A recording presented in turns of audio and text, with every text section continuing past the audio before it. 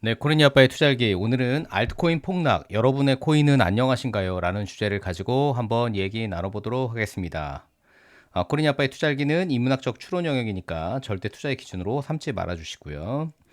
네, 제 개인적인 이야기를 먼저 드리자면, 아주 오랜만에 찾아뵙습니다. 제가 아직 여전히, 여독이 풀리지 않았는데, 어제 밤에 12시 넘어서 집에 돌아왔습니다. 무려 9박 10일간의 여행이었고, 네, 이 사진은 하와이 옆에 마우이 섬에 위치한 할레아칼라라는 네, 그 휴화산인데 3,055m에서 찍은 사진입니다. 네, 구름이 아래에 있더라고요. 네, 그래서 충분하게 휴식을 하고 돌아왔는데 문제는 하필이면 비행기 타고 귀국하는 날 저는 거기서 이제 낮 시간에 11시 반쯤이었는데 한국 시간으로는 뭐 아침 일찍이죠. 뭐 6시 좀 넘은 시간인 것 같았는데요. 네, 폭락이 일어났습니다. 그래서 제가 이제 어서 이삭죽기 하시라고 제가 말씀을 드렸는데, 테더가 거의 1,600원을 찍었었습니다, 이날. 네, 근데, 정말 절호의 기회였는데, 네, 이거 준비하느라고, 이게 뭐 대응을 잘 못했습니다. 이더리움 떨어졌을 때 좀 마진에서 조금 더, 뭐 수량을 조금 더 늘려놨고요. 좀 더 말씀을 드려보자면, 말 그대로 알트코인이 대폭락을 했죠. 네, XRP 보시면은 얼마까지 떨어졌느냐? 1.2달러까지 떨어졌고, 네, 스텔라 루멘도 0.1652까지 떨어졌었고요. 다 정말 폭락을 했습니다. 뭐 에이다는 더하죠. 에이다는 0.27달러까지 떨어졌으니까. 네, 이때 주우신 분들은 엄청나죠, 지금. 네, 거의 뭐 2배 이상이고. 그다음에 온도도 마찬가지로 0.24달러까지 떨어졌기 때문에 이날 주우신 분은 뭐 갑자기 뭐 3배 수익 올리셨을 거고. 그다음에 월드코인은 또 엄청납니다. 0.26달러까지 떨어졌었으니까 이날 주우신 분은 벌써 뭐 3배 이상, 거의 4배 가까이. 그다음에 펭귄 코인도 지금 이날 주우신 분은 거의 4배 가까이 수익을 올리셨겠죠. 하지만 비트와 이더는 분명히 달랐습니다. 네, 비트코인은 폭락이라고 하기에는 이미 코인을 오랫동안 투자하셨던 분들은 뭐 이 정도의 조정은 늘 있었던 일들이죠. 그래서 뭐 12만 달러 넘게 갔다가 거의 뭐 한 20% 이상 갑자기 그날 폭락을 했었고, 이더리움도 결국에는 거의 한 30% 정도, 네, 4,000달러 초반에다가 네, 이 정도 뗐으니까 약 30% 조금 안 되는 수준으로 폭락이 왔습니다. 그렇기 때문에 다른 알트코인과는 달리 비트와 이더는 분명히 저는 달랐다라고 보여집니다. 그래서 언론도 이렇게 얘기를 하고 있죠. 그래서 실질적으로는 뭐 사이클 종료 수준에 가까운 폭락이었지만 비트와 이더는 안정적인 움직임을 보이고 있다는 평가가 나왔다. 그래서 비트코인과 이더리움은 놀라울 정도로 안정적이라는 평가가 나왔습니다. 폭락 수준은 엄청나게 컸죠. 네, 그러면 나머지 많은 프로젝트가 완전히 회복하지 못할 수도 있다는 평가가 나왔습니다. 왜냐하면 이제 시장에 거의 뭐 한 30조 정도의 금액이 지금 다 청산이 됐거든요.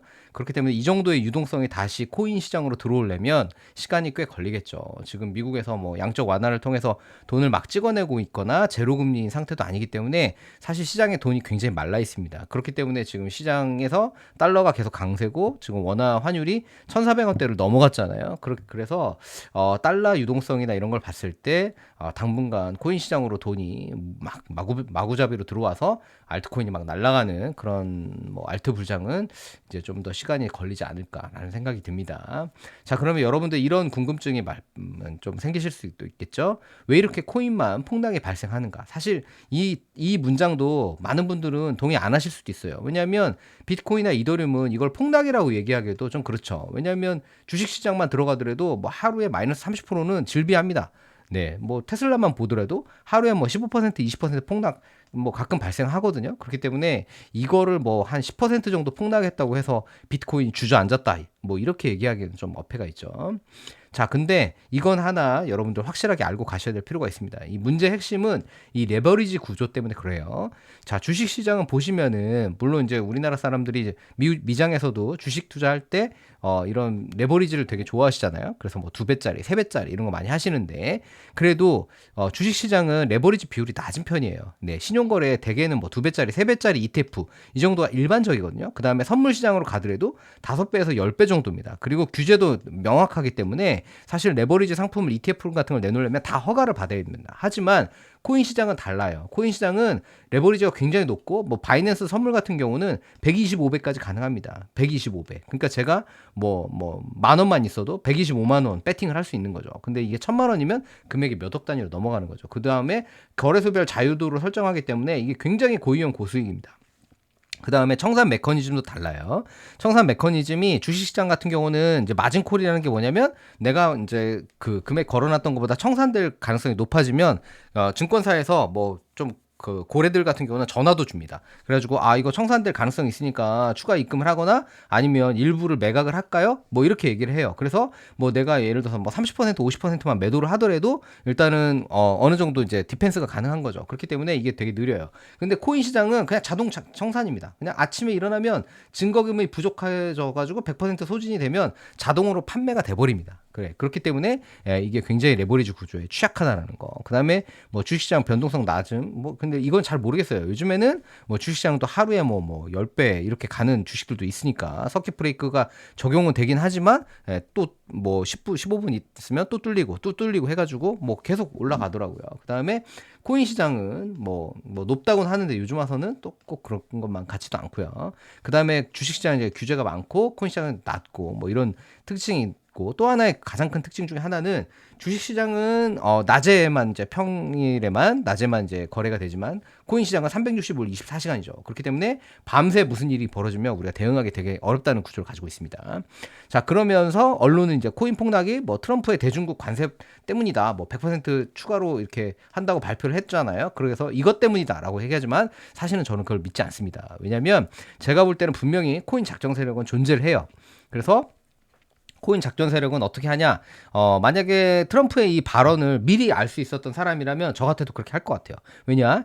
일단 시장 분위기가, 시장의 레버리지가 정점에 달했어요. 엄청나게 많은 사람들이 롱 레버리지를 걸어놨습니다. 그 다음에 작전의 명분도 분명하죠. 폭락을 정당화할 수 있는 악재가 발생을 한 거예요. 자, 앞으로 중국하고 무역 전쟁을 하게 되면 또 예전 4월 7일처럼 주식이 폭락할 수 있다. 뭐 얼마나 좋은 명분입니까? 재료가 너무 좋죠. 그 다음에 주식시장의 악영향이 적어야 돼요. 왜냐하면 주식시장이 같이 폭락하면 미국의 뭐 연금생활자나 이런 사람들 불만이 많아지기 때문에 주식시장이 문을 닫는 시간, 이때를 선호하는 거죠. 그래서 뭐 금요일부터 일요일 사이에, 더군다나 새벽 시간, 한국 시간으로는 새벽을 선호합니다. 왜냐하면 한국의 업비트가 이 현물 시장으로서는 세계에서 굉장히 순위가 높습니다. 그래서 만약에 이렇게 폭락하게 되면 한국 사람들이 들어가서 현물로 다 사겠죠. 그렇기 때문에 이 거래량이 적은 이 새벽 시장을 선호를 하고, 그래서 얘네들을 어떻게 하냐? 1차 수익으로는 이제 고배율의 숏을 선물 포지셔닝을 합니다. 그래서 예를 들어서 뭐 한 100배짜리, 50배짜리 이렇게 숏에 치는 거죠. 그 다음에 시장의 악재가 탁 터지는 거죠. 네, 트럼프가 이런 발표를 트위터에 딱 올리는 겁니다. 그러면 이제 롱 포지션 걸었던 사람들이 이제 일부 위에 이제 좀 걸어놨던 사람들이 청산이 되는 거죠. 청산이 되면서 그 자동 청산의 매물이 시장에 나오는 거죠. 그러면 매물이 점점 증가하죠. 그러면 가격이 또 떨어지고 또 떨어지고 또 떨어지고, 그러면 그 밑에 롱 포지션 걸어놨던 것들이 쫙 전부 다 청산이 자동으로 되는 겁니다. 그래서 시장의 연쇄 청산 시스템을 활용해 가지고 여기서 고소득의 숏 포지셔닝을 해내는 거죠. 그래서 막 예를 들어서 숏을 뭐 한 50배로 쳤다. 근데 내가 1억을 걸었다. 그러면 얼마입니까, 여러분? 네, 그냥 50억 가져가는 거예요. 네. 근데 이게 마이너스 지금 90%난 것들도 있잖아요. 예, 뭐 특정 코인들 같은 경우는 그 정도로 떨어졌으니까 마이너스 90%까지 떨어졌으면 얘가 몇 배가 된다는 겁니까? 그러면 곱하기 50배를 해야 되는 거죠. 엄청나게 벌어가는 겁니다. 그 다음에 2차 수익으로는 숏을 통해서 이제 쭉 저점에 이제 코인들이 떨어지면 거기서 다시 롱 포지션을 걸고 이제 코인을 매집을 하면서 다시 2차 수익을 실현하는 거죠. 저는 이런 작전 세력이 분명히 존재한다고 생각을 해요.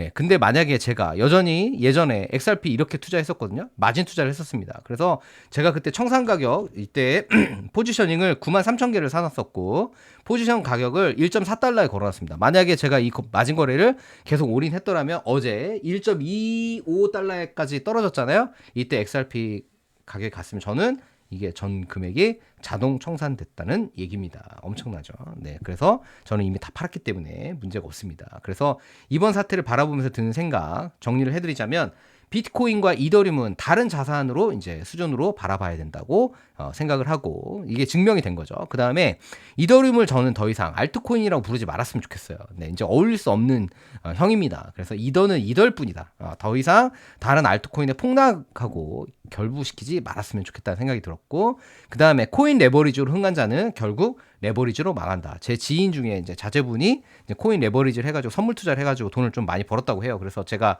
몇 번 경고를 했거든요. 야, 그렇게 벌다가는 한 방에 망한다. 근데 결국 연락을 해보니까 네, 다 청산됐다고 합니다.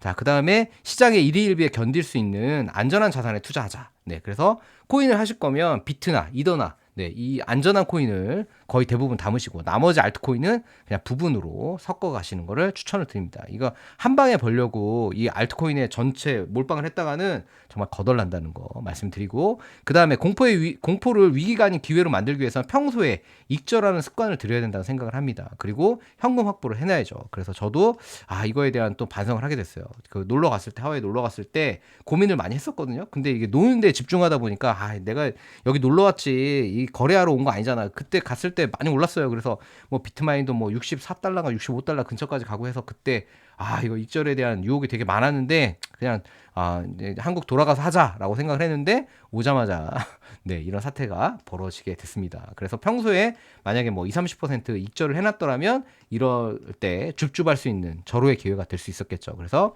여러분들도 이런 생각을 좀 잘 정리를 하셔서 다음번에 우리가 또 환희에 찼을 때 앞으로의 공포를 대비할 수 있는 그런 어떤 마인드를 좀 가져야 될 필요가 있다라는 생각을 해보았습니다. 네, 그래서 여기까지고요. 예, 다음 시간에는 제가 이제 하와이 가서 느꼈던 것들, 하와이 물가와 거기에서 얻은 어떤 경제하고 관련된 이야기들을 한번 말씀드려보도록 하겠습니다. 오늘도 경청해주셔서 감사드립니다.